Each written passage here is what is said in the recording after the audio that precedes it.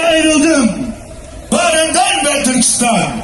Kalıp senin uğrunda ölmek vardı Türkistan. Şincan demişler sana. Güzel yurdum Türkistan.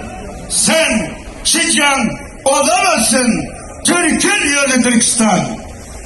Doğu Türkistan'ı düşündük. Gözlerimiz yaşlı bugün. Savunun hey içinliler. Çağladık, coştuk bugün. Tedaisi kalmamış. Sanmasan vatanımın. İşte can vermeye geldik.